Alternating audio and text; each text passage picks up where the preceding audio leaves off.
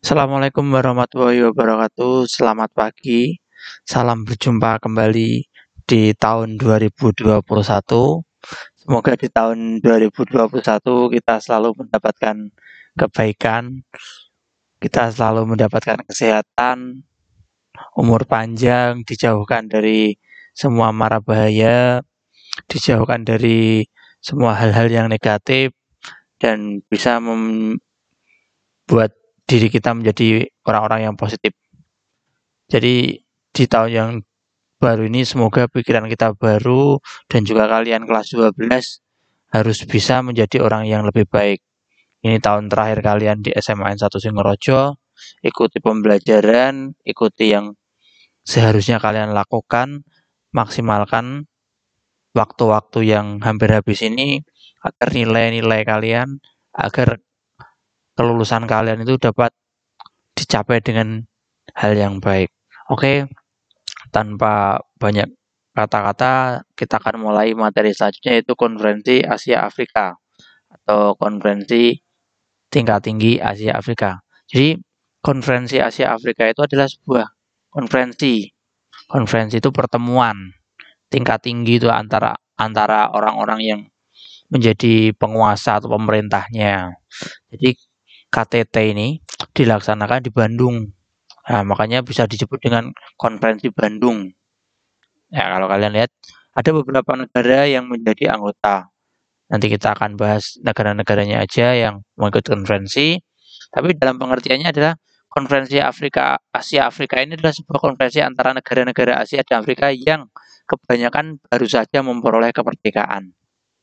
Negara-negara yang baru memperoleh kemerdekaan ini kan masih labil, belum stabil ya dalam kondisi pemerintahan, masih banyak rongrongan dari pihak luar yang masih ingin menjajah, dan masih banyak hal-hal yang baru untuk mereka. Jadi konferensi Asia Afrika ini diselenggarakan oleh Indonesia, Myanmar yang dahulu bernama Burma, kemudian Ceylon atau Sri Lanka, India, dan Pakistan. Ya, ini adalah konferensi yang dikoordinasi oleh Menteri Luar Negeri Indonesia yaitu Bapak Sunario. Pertemuan ini berlangsung antara 18 sampai 24 April 1955 di Gedung Merdeka Bandung. Indonesia dengan tujuan mempromosikan kerjasama sosial budaya dengan negara-negara Asia Afrika serta untuk melawan adanya kolonialisme dan neokolonialisme baru Amerika Serikat dan Uni Soviet. Jadi adanya ini kolonialisme, nah ini yang baru modelnya, neo itu baru, penjajahan model baru yang dilakukan oleh Amerika dan Uni Soviet, yaitu dengan menjadikan negara-negara kecil itu sebagai tameng untuk perang mereka, dijadikan negara-negara yang dieksploitasi. Ya, itu Indonesia mempunyai gagasan bersama dengan negara-negara lainnya itu mempunyai gagasan untuk menghilangkan atau keluar dari neokolonialismenya Amerika dan Uni Soviet. Karena jika terjadi perang antar dua negara tersebut, maka akan terjadi banyak hal yang negatif. Ya, kiamatnya negara-negara kecil. Lanjut, latar belakangnya adalah dan refleksi apa yang oleh para penyelenggara dianggap sebagai keengganan kekuatan Barat untuk berkonsultasi. Maksudnya apa? Maksudnya mereka tidak mau menjadi bagian dari perang itu. Nah, jika kalian lihat kalau terjadi perang dingin antara Uni Soviet dan Amerika, itu negara-negara kecil itu hanya menjadi tamengnya seperti yang tadi saya sampaikan. Diganggu kalah-kalahan, ya, eksploitasinya sumber daya alam dan manusia, eksploitasi lain-lain, ekonomi dan sebagainya, dan hasilnya tidak ada, hanya membuat negara-negara kecil itu tidak sejahtera atau miskin. Nah ini kemudian ada Nah, kemudian selain itu ada juga sebab lain yaitu keprihatinan mereka atas ketegangan antara RRT Tiongkok dan Amerika Serikat. Keinginan mereka untuk meletakkan fondasi yang lebih kuat bagi hubungan perdamaian. Karena Tiongkok itu adalah negara besar, Amerika Serikat itu juga negara yang sangat besar, ya kan? Jika terjadi ketegangan, maka imbasnya juga akan sangat besar sekali. Kemudian ada juga pengaruh Prancis di Afrika Utara. Jadi negara Perancis itu mempunyai pengaruh yang sangat besar di daerah Afrika Utara seperti Aljazair dan negara-negara sekitarnya. Nah, selanjutnya ada lagi yang ketiga yaitu untuk ini yang terakhir adalah masalah pribadinya Indonesia itu tentang konfrontasi dengan Belanda di Papua Barat atau Irian Barat. Jika kalian lihat kemarin pada semester yang sebelumnya kita bahas tentang masalah penyelesaian Irian Barat. Nah, Irian Barat itu sampai sekarang pun masih bergejolak karena masih ada banyak pihak yang menginginkan Irian Barat itu menjadi negara yang merdeka. Lanjut, tujuan konferensi Asia Afrika bisa kalian lihat di sini adalah mempererat solidaritas negara-negara Asia dan Afrika dalam hubungan sosial, ekonomi, budaya, dan lain-lain, serta untuk menjalin kerukunan antar umat beragama di wilayah Afrika dan Asia. Ini banyak sekali ya.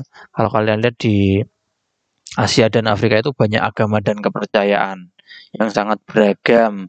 Kepercayaan lokal ada, kepercayaan yang tingkatnya nasional juga ada. Makanya dengan keberagaman ini agar negara Asia Afrika itu dapat bersatu anggotanya, kemudian rakyatnya juga bersatu untuk sama-sama membangun negara yang mereka cintai. Nah ini kita bisa lihat di Indonesia ada namanya Indonesia Pak Ali Sastro Amin Joyo ini sebagai pelopornya. Kemudian ada Muhammad Ali Bogra dari Pakistan. Kemudian dari India ada Jawaharlal Nehru. Nah ini Perdana Menteri ini ya.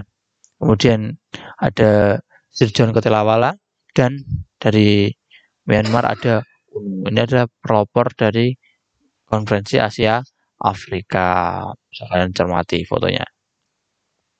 Yang terakhir, selanjutnya ada negara peserta konferensi Asia Afrika. Jadi karena konferensi Asia Afrika, maka pesertanya juga dari Asia dan Afrika. Ada 28 negara yang mengikuti konferensi. Yang pertama ada Afghanistan, Arab Saudi, kemudian Myanmar, Sri Lanka, China, Ethiopia, Filipina, India, Indonesia, Irak, Iran, Jepang, Kamboja, Laos, Lebanon, Liberia, Libya, Mesir, Nepal, Pakistan, Sudan, Suriah, Thailand, Turki, Vietnam, Vietnam Selatan, Yaman, dan Jordania.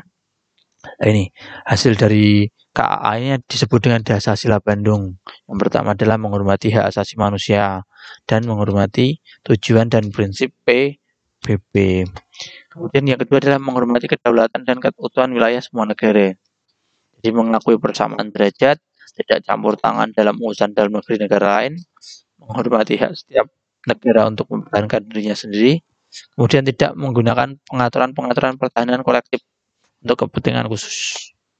Yang kemudian adalah tidak melakukan tekanan terhadap negara lain manapun, tidak melakukan tindakan ancaman agresi, menyelesaikan semua perselisihan internasional, meningkatkan kepentingan dan kerjasama bersama, dan menjunjung tinggi keadilan dan kewajiban internasional.